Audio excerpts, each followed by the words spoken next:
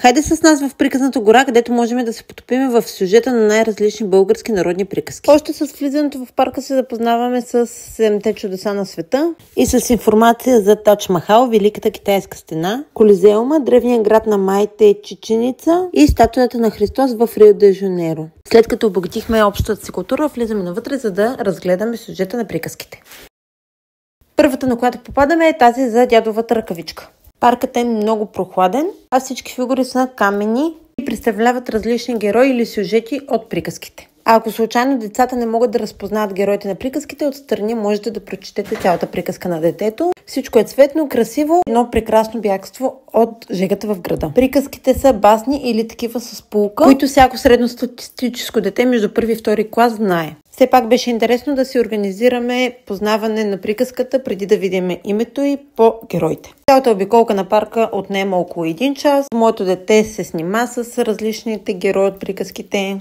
Би се с триглавата змия, после реши да я яхне. Паркът е наистина много готин, обновен, чист и всъщност в непосредствена близост до град Пловдив. Може би тук ви изненадах, защото аз лично доскоро не знаех, че има такъв парк и то в такава близост до Пловдив. Но като родител, който държи на качественото време с детето си и като човек, който търси алтернатива на екраните за семейството си, крайна сметка попаднах на този парк. Ако вие знаете други подобни места, можете да ги споделите долу в коментарите, тъй като си правиме ние списък, който списък ще изпълним до края на лятото. Тук е момента да апелирам да пазиме тези паркове, когато стават по-известни, когато ги споделяме, тъй като от нас зависи дали нашите деца ще имат още повече такива места. Почти целият парк е с дървета, което означава, че температурата е минимум 5 градуса по-ниска вътре и е много приятно.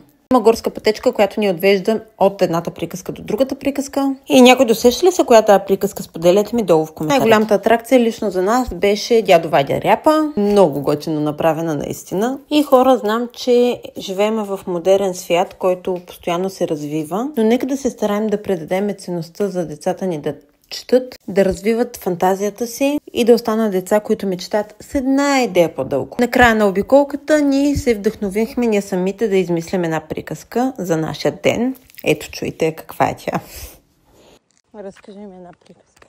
Не се разказва.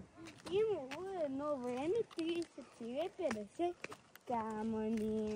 И тогава Пламен бил в парк. И по едно време казал на майка си иска да се ходи. И в крайна сметка са се тръгнали, имали се и са направили край. А относно това къде се намира парка се намира в град Раковски, на около 20-25 км от град Пловдив. И ако искаш да научаш други подобни дестинации в България и по света, последвай ме!